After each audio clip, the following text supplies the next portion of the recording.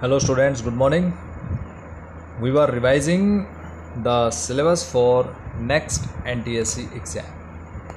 7 chapters are coming, जिसमें से nationalism in India हमने प्रीवियस वीडियो में रिवाइज कर लिया.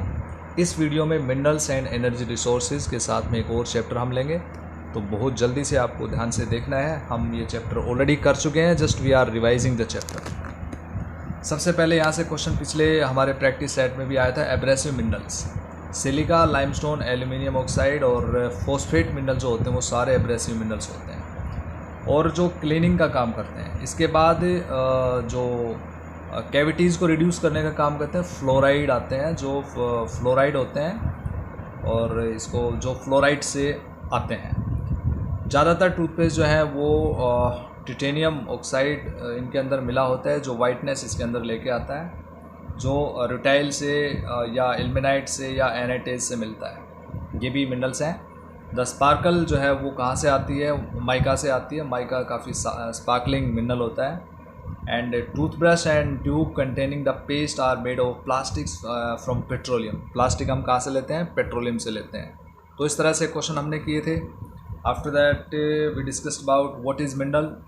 जियोलॉजिस्ट मिनरल्स के बारे में क्या कहते हैं कि ये एक defined mineral as homogeneous naturally occurring substance with a definable internal structure. Minerals are found in varied forms in nature. कहाँ कहाँ मिनरल मिलते हैं हमने डिस्कस किया. ऑकरेंस ऑफ मिनरल्स क्या होता है. लगभग 2000 के आसपास में मिनरल्स हैं जिनकी पहचान हो चुकी है और जिनको हम यूज़ कर रहे हैं. जियोग्राफर और जियोलॉजिस्ट जो है वो एक तरह से हम कह सकते हैं साइंस की ब्रांच, और जियोग्राफर एसएसटी की ब्रांच में. जियोग्राफर मिनरल्स को अलग तरीके से डिफाइन कर रहे हैं, स्टडी करते हैं, और जियोलॉजिस्ट अलग तरीके से. अगर जियोग्राफर स्टडी करेगा मिनरल को तो वो क्या देखेगा? मिनरल कैसा है, उसकी फ़ीचर कैसी हैं और फिर वो कहाँ मिलता है और क्या उसके यूजेस हैं. लेकिन जियोलॉजिस्ट अगर उसको स्टडी करेगा तो वो करेगा कि उसके कंपोनेंट्स कौन कौन से हैं, कैसे बना, कितना टाइम इसको बने हुए हो गया और कितनी इसकी एज हो सकती है. After that mode of occurrence of minerals. यहाँ पे मोड में हमने पढ़ा था कि ओर्स के फॉर्म में तो मिलते ही हैं. सबसे पहले आपको याद रखना है ओर्स के फॉर्म में मिलते हैं, और फिर उसके बाद में ये आपको एग्जांपल याद रखने हैं. Which minerals are found in igneous and metamorphic rocks. Veins और लोड्स में मिलते हैं. वीन्स स्मॉलर ऑकरेंस को कहते हैं, लोड्स लार्जर ऑकरेंस को कहते हैं. दोनों आपको याद रखने हैं. यहाँ पे क्या क्या कौन कौन से मिनरल्स मिलते हैं. You have to remember that copper, zinc, lead and tin, ये मेटेलिक मिनरल्स यहाँ पे हैं. और सेडिमेंट्री रॉक्स के अंदर ज़्यादातर ये मिनरल्स मिलते हैं. Coal and after that gypsum, potash salt, sodium salt. Then residual mass of weathered material. आपको सिर्फ एक मिनरल अच्छे से याद रखना है, बॉक्साइट. यहाँ पे एग्जांपल्स हैं, आपको बिल्कुल ये याद रखना है. फेरस मिनरल कौन से होते हैं? जिनमें आयरन कंटेंट होता है, नॉन फेरस में नहीं होता. आयरन कंटेंट किस में होता है? आयरन और, मैंगनीज, निकल, कोबाल्ट. और नॉन फेरस कौन से होते हैं? Copper, lead, tin, bauxite. याद रखना है, इनसे क्वेश्चन आते हैं. Which of the following is ferrous, which of the following is not a ferrous mineral. या फिर प्रीसियस, गोल्ड, सिल्वर, प्लेटिनम, इसको हम नॉन फेरस में भी लेते हैं. फिर इसके बाद नॉन मेटेलिक में जिनमें मेटल बिल्कुल भी नहीं होता है, like mica, salt, potash, sulphur, granite, ilmenite, limestone, marble, sandstone etcetera. Energy minerals में कौन से होते हैं? कोल, पेट्रोलियम, नेचुरल गैस, जिनसे हमें एनर्जी मिलती है. इसके बाद एल्यूवियल डिपॉजिट्स या प्लेसर डिपॉजिट्स में प्लेटिनम, सिल्वर, गोल्ड, ये टिन और जो भी प्रीसियस मेटल्स हैं वो सारी इसमें मिलती हैं. ओशनिक वाटर में कॉमन सॉल्ट हो गया एंड मैग्नीशियम हो गया. इस तरह से ये मिनरल्स मिलते हैं. रेड होल माइनिंग के बारे में क्वेश्चन भी आया था, मेघालय में काफ़ी फेमस है. इसको नेशनल ग्रीन ट्रिब्यूनल ने इसको बैन भी कर दिया. So you have to remember about this. We discussed in the previous video. Ferrous minerals, iron ore जो है वो सबसे अच्छी क्वालिटी का magnet, because it contains 70% of iron content and it has excellent magnetic quality, specially valuable in the electrical industry. Hematite ore is the most important industrial iron ore in terms of quantity used. सबसे ज़्यादा use किया जाने वाला industrial purposes से haematite.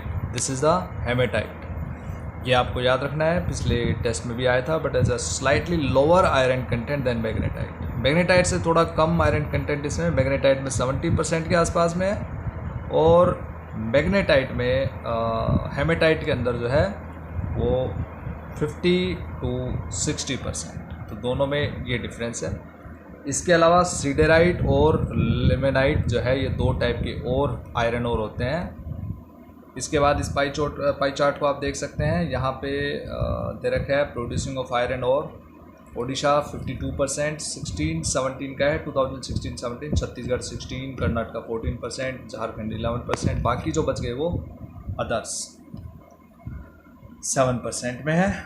इसके बाद after that Kudremukh, यहाँ पे कुद्रेमुख के बारे में दे रखा है। कुद्रे मीन्स हॉर्स कन्नड़ लैंग्वेज में, मुख मीन्स माउथ, तो कुद्रेमुख हॉर्स के माउथ जैसा दिखने वाले यहाँ पे रॉक्स या जो चट्टाने हैं जहाँ से माइनिंग की जाती है आयरन ओर की, कुद्रेमुख कहते हैं। This is 100% export unit of iron ore, ये भी आपको याद रखना है। इसके बाद हम चलते हैं आयरन ओर कौन कौन सी बेल्ट में मिलता है, आपको याद रखना है। ओडिशा झारखंड बेल्ट हमने पढ़ा था, इसमें मेन प्लेसेस आपको याद रखना है। मयूरभंज हो गया, केंदुझर हो गया, इसके बाद सिंहभूम डिस्ट्रिक्ट हो गया झारखंड के अंदर, जहाँ पे हेमेटाइट आयरन ओर काफ़ी अच्छी से मिलता है। गोवा नौमुदी ये भी झारखंड बेल्ट में है। इसके बाद दुर्ग बस्तर बेल्ट के अंदर चंद्रपुर बेल्ट में ये प्लेसेस आते हैं। You have to remember 14 deposits of super high grade hematite iron ore Chhattisgarh के अंदर। इसके बाद iron ore from these mines exported to Japan and South Korea, ये भी याद रखना है। कहाँ से इसको एक्सपोर्ट किया जाता है? विशाखापट्टनम पोर्ट से। बेल्लारी, चित्रदुर्गा, चिक्कमंगलुरु, तुमकुरू बेल्ट कर्नाटका में है। कुद्रेमुख माइंस यहाँ की सबसे इम्पोर्टेंट माइंस हैं। वेस्टर्न घाट में 100% एक्सपोर्ट यूनिट है, और ये भी आपको बताया गया था पिछले वीडियो में। And Maharashtra Goa belt includes the state of Goa and Ratnagiri district of Maharashtra, दोनों ही प्लेसेस इसी बेल्ट में आते हैं। और यहाँ का जो आयरन ओर है वो मार्मागांव पोर्ट से एक्सपोर्ट किया जाता है। अब आते हैं मैंगनीज।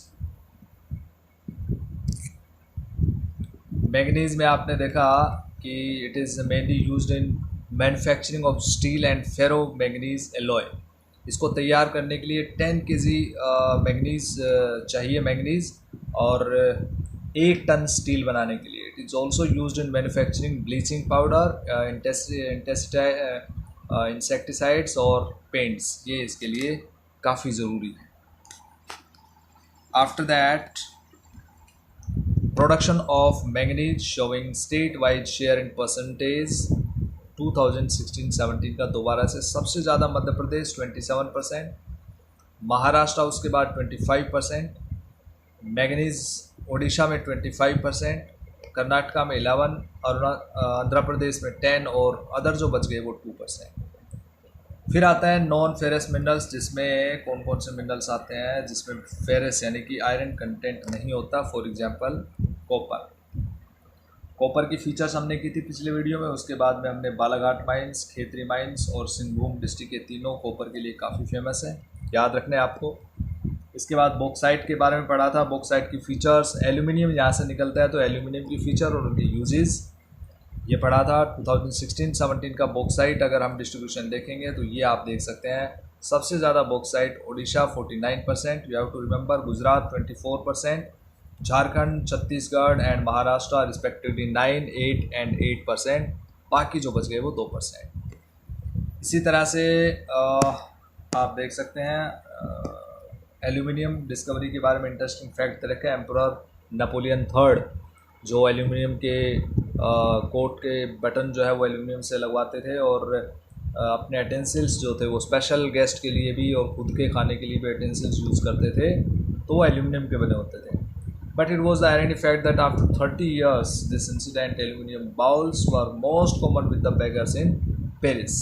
फ्रांस में भिखारियों के पास जो एल्यूमिनियम के प्याले आ गए, तो वो एक आयरनी फैक्ट आपको यहाँ बताया गया। इंडिया में iron ore mines, field, manganese, bauxite और माइका के सेंटर हैं, याद रखना है। Gaya, Hazaribagh mica centre, Ajmer, Beawar mica centre, Nellore mica centre. 1, 2, 3 belt हो गई है माइका के लिए। इसके बाद आते हैं बॉक्साइट। बॉक्साइट के लिए बहुत ही सिंपल सा one, and after that only one important belt is there for bauxite, जिसमें सुंदरगढ़ आ गया और अमरकंटक आ गया और मैकॉल हिल्स आ गया। मैंगनीज के लिए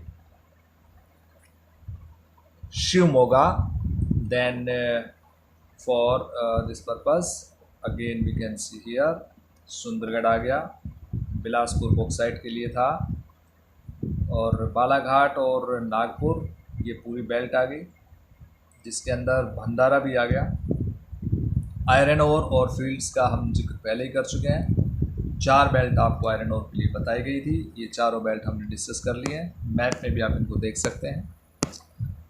देन नॉन मेटेलिक मिनरल्स में माइका सबसे पहले काफ़ी फेमस है, छोटा नागपुर प्लेटू में मिलता है, कोडरमा गया, हजारीबाग बेल्ट झारखंड में, राजस्थान में अजमेर, नेल्लोर माइका बेल्ट जैसे हमने मैप में देखा आंध्र प्रदेश के अंदर।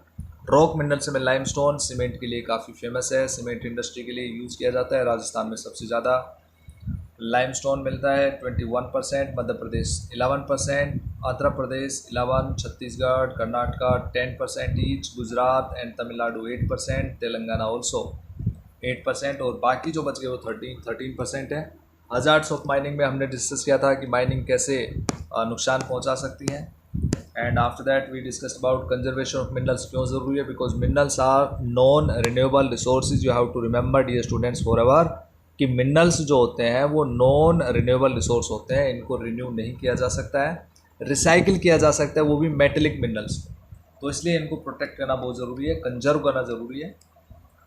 एनर्जी रिसोर्सेज में कन्वेंशनल और नॉन कन्वेंशनल 2 टाइप के एनर्जी रिसोर्सेज होते हैं। You have to remember forever, ये दोनों टाइप के रिसोर्सेज होते हैं, और जिसमें से कन्वेंशनल सोर्सेज ऑफ एनर्जी ये क्या होते हैं? नॉन रिन्यूएबल होते हैं, और नॉन कन्वेंशनल जो होते हैं वो रिन्यूएबल होते हैं। फॉर एग्जांपल कन्वेंशनल में कोल पढ़ा आपने सबसे पहले।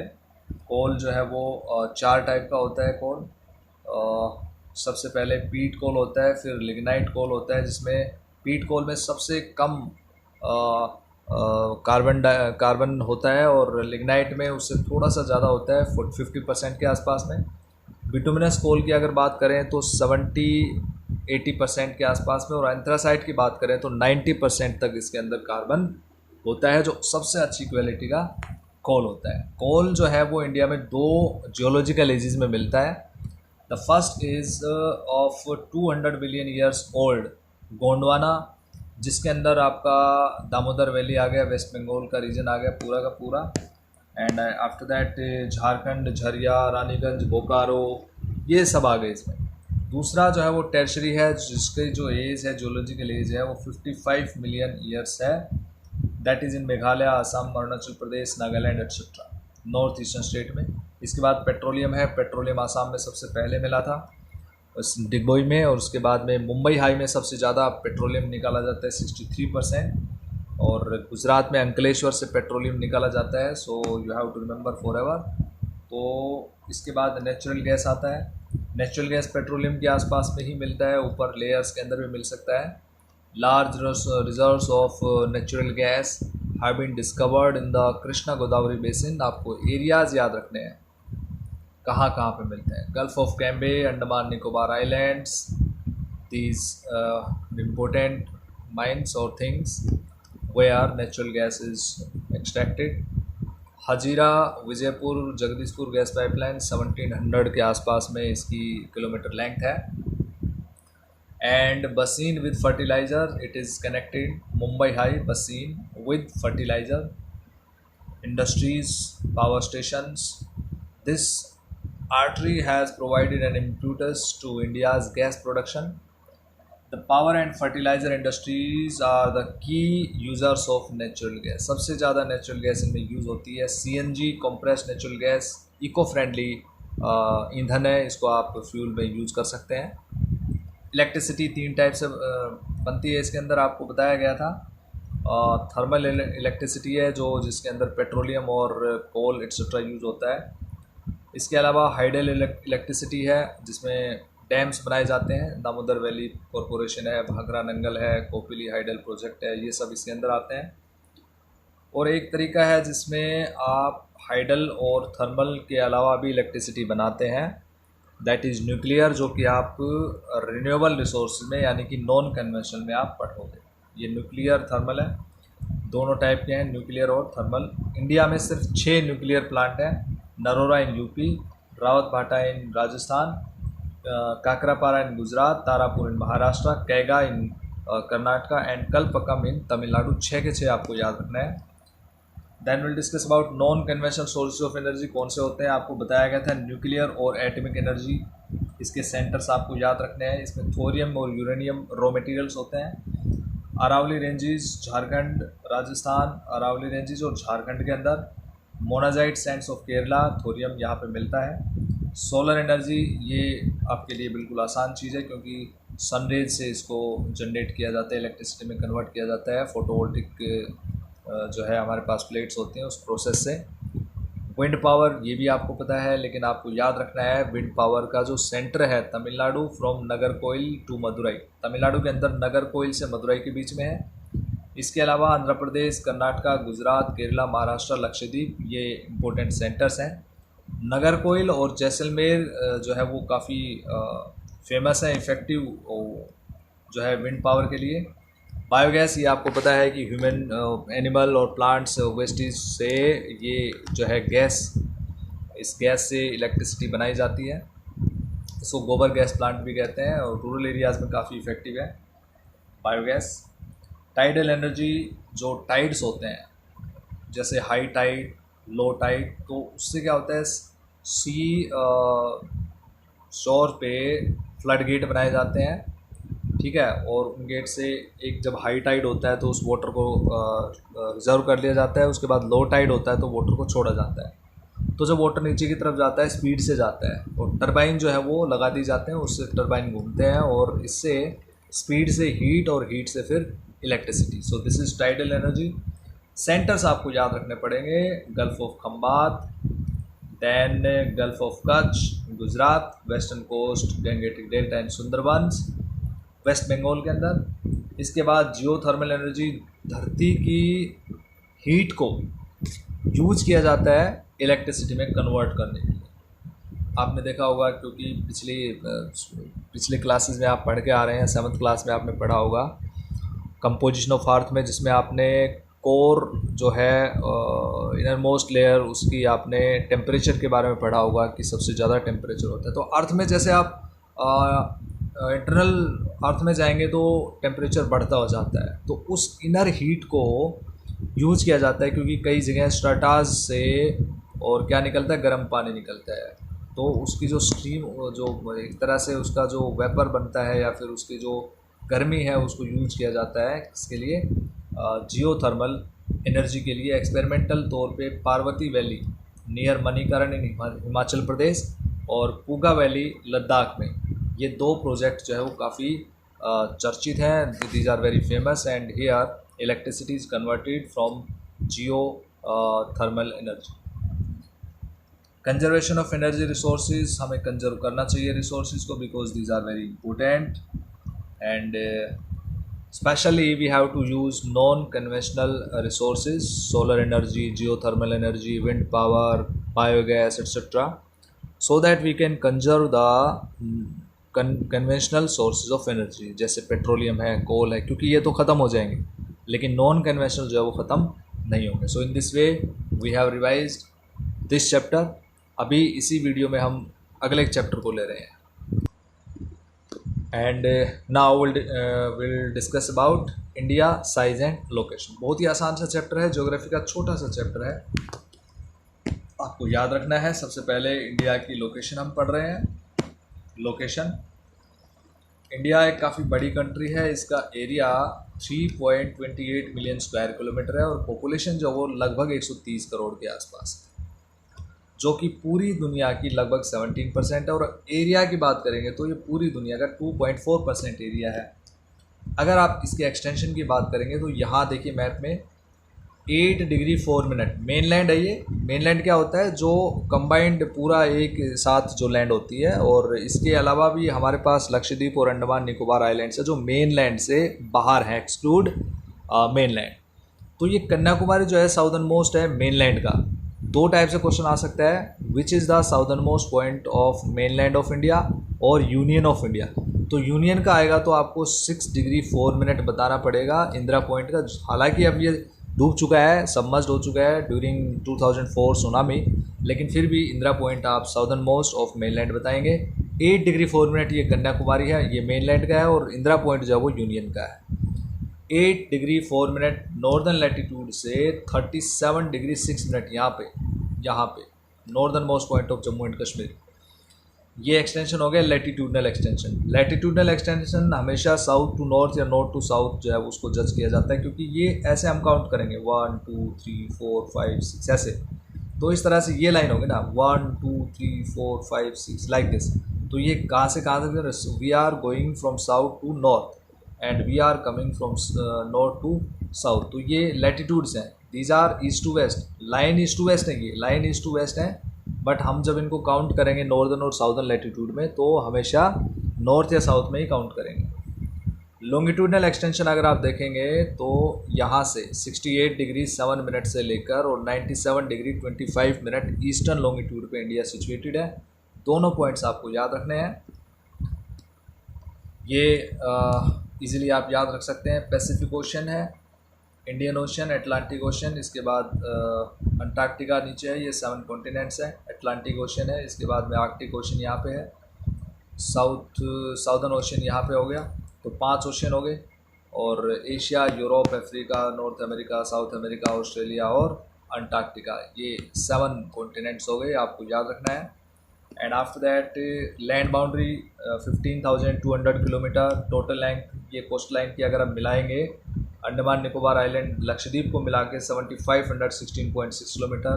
Datas you have to remember, क्योंकि ये मेन डेटाज हैं, ये length of land boundary and coastal boundary दोनों ही ज़रूरी हैं। इसके बाद ये भी आपको याद रखना है कि India is bounded by young fold mountain, जैसे हिमालय, कहाँ से, नॉर्थ वेस्ट में और नॉर्थ में, या नॉर्थ ईस्ट में। तो तीनों ही जगह से ये 22 डिग्री पे south of about 22 degree north latitude it begins to taper and extends towards the Indian Ocean. और इसके बाद में dividing it into 2 seas, Arabian Sea and west and the Bay of Bengal on eastern sides. For example अगर आप India का इस तरह से साउदर्न पार्ट देखेंगे तो इस तरफ आपका अंडमान अरेबियन सी हो गया, इस तरफ बे ऑफ बंगाल हो गया, और ये हो गया Indian ocean. Then the longitude and latitude, ये this is the extent, 30 degree extension है दोनों ही तरफ से। From Gujarat to Arunachal Pradesh there is time lag of 2 hours, आपको बताया गया था पिछले वीडियो में, क्योंकि हमारा जो IST है इंडियन स्टैंडर्ड जो टाइम जोन है that is Mirzapur 82 degree 30 minute, ये मिर्ज़ापुर से होकर निकलती है ईस्टर्न लॉन्गिट्यूड, और इसी का हमारा टाइम होता है जो कि पूरी दुनिया से 5.5 घंटे आगे, राइट, 0 डिग्री ग्रीनविच से। अगर हम टाइम की बात करेंगे तो ईस्टर्न एरिया में 2 घंटे पहले सूर्य उगता है, क्योंकि अर्थ वेस्ट टू ईस्ट मूव करती है और ईस्ट में सबसे पहले आता है, तो इसलिए ईस्टर्न पार्ट पहले कवर होता है सनरेज के सामने से। तो वहाँ पे हमारे कंट्री में वेस्टर्न मोस्ट गुजरात से लेकर और ईस्टर्न मोस्ट पार्ट यानी कि 68 डिग्री 7 मिनट से लेकर 68 डिग्री 7 मिनट से लेकर 97 डिग्री 25 मिनट तक जब हम जाते हैं तो अप्रोक्सीमेटली 30 मिनट्स का डिफरेंस हो गया, 30 डिग्री का डिफरेंस हो गया। अर्थ एक चक्कर जो है वो 180 डिग्री जो है वो चक्कर लगाती है, मींस कि आपका ये लगा सकते हैं 24 घंटे में कितने डिग्री मूव करती है, 360 डिग्री। तो अगर हम इसको जज करें कि 360 डिग्री क्रॉस करने के लिए कितना टाइम लग रहा है, 24 घंटे लग रहे हैं, तो 1 डिग्री क्रॉस करने के लिए अप्रोक्सीमेटली 4 मिनट का टाइम लग गया, अप्रोक्सीमेटली 4 मिनट। तो इस तरह से 30 डिग्री क्रॉस करने के लिए 120 मिनट्स का टाइम लग गया, इसका मतलब 2 घंटे। तो अरुणाचल प्रदेश में जो सनराइज होता है वो 2 घंटे पहले होता है in comparison of Gujarat, western most part of India. Suez canal का यहाँ पॉइंट दे रखा है। इंडिया की जो लोकेशन है इंडियन ओशन में, that is centralised, central location है, जिससे इंडिया जो है वो दुनिया के दूसरी कंट्रीज से सी रूट से कनेक्टेड है। स्वेज कैनल ने 1869 में इंडिया और यूरोप के बीच की 7000 किलोमीटर जो दूरी है वो घटा दी थी। ये वर्ल्ड के 7 लार्जेस्ट कंट्रीज़ हैं इन एरिया। रसिया सबसे ज़्यादा एरिया वाला country 17.09 million square kilometre, Canada 9.98, USA 9.83, China 9.60, Brazil 8.51 and Australia 7.69 and India 7th largest country in area and second largest in population after China. तो ये सीक्वेंस आपको याद रखना है, 1 2 3 4 5 6 7 like this. Then this is the extension of India, north to south 3214 kilometre और east west 2933 kilometre, और ये है 82 डिग्री 30 मिनट ईस्टर्न लॉन्गिट्यूड, जो कि हमारे स्टैंडर्ड मेरिडियन है इंडिया के लिए। क्यों है स्टैंडर्ड मेरिडियन? क्योंकि ये इंडिया को लगभग 2 इक्वल पार्ट्स में डिवाइड कर रही है।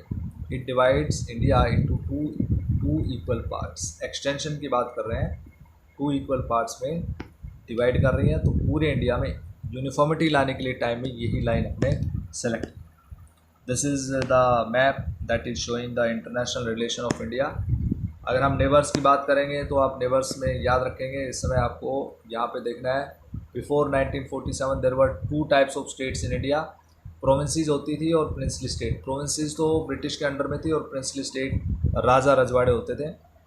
और इसके बाद में आफ्टर दैट इंडियाज़ नेबर के बारे में देखिए, इस मैप में हम सब कुछ पढ़ लेंगे।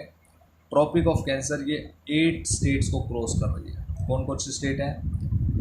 गुजरात, राजस्थान का ये पार्ट कवर हो रहा है, इससे आपको याद रखना है। गुजरात, राजस्थान, मध्य प्रदेश, छत्तीसगढ़, झारखंड, वेस्ट बंगाल, त्रिपुरा और मिजोरम। मिजोरम जो है वो ईस्टर्न मोस्ट स्टेट है जो क्रॉस होता है, और Gujarat west most state that is crossed by Tropic of Cancer. तो 8 स्टेट हो गए इस टाइप से। अगर हम हमारे नेबर्स की बात करें तो पाकिस्तान, थोड़ा सा अफ़गानिस्तान ऊपर से लग रहा है हल्का सा यहाँ से, this boundary Afghanistan, China, Nepal, Bhutan, Bangladesh, Myanmar और श्रीलंका और मालदीव्स। यहाँ पे आप देख सकते हैं मालदीव्स लक्षद्वीप के नीचे है, लक्षद्वीप के साउथ में सिचुएटेड है मालदीव्स। और ये आपकी नेबरिंग कंट्रीज होगी। You have to remember, dear students, that which country is sharing the boundaries with which Indian states? जैसे J&K, पंजाब, राजस्थान और गुजरात ये पाकिस्तान के साथ में है, और उत्तराखंड, उत्तर प्रदेश, बिहार, सिक्किम और वेस्ट बंगाल ये नेपाल के साथ में है। तो इस तरह से सभी का आपको याद रखना है। सबसे लंबी जो इंटरनेशनल बाउंड्री है हमारी कौन सी नेबर के साथ में है, वो है बांग्लादेश के साथ। So these were neighbouring states. ये इंडिया और श्रीलंका के बीच में जो नैरो चैनल है सी, दैट इज़ कॉल्ड पाक स्ट्रेट, और इधर ये गल्फ ऑफ मन्नार है जो कि क्या करते हैं, while Maldives islands are situated the south of Lakshadweep island, south of Lakshadweep, Maldives, this one you have to remember. So in this way, dear students, we have completed this chapter also. और इस वीडियो में हमने 2 चैप्टर्स को रिवाइज कर लिया है। एक chapter हमने पहले रिवाइज कर लिया, 2 चैप्टर इसमें रिवाइज हो गए हैं। अगले वीडियो में कोशिश करेंगे हम 3 चैप्टर रिवाइज करने की। तो keep revising by watching these videos, और MCQ जो आपको मिले हुए हैं उनको प्रैक्टिस कीजिए बार बार। Thank you, have a nice day.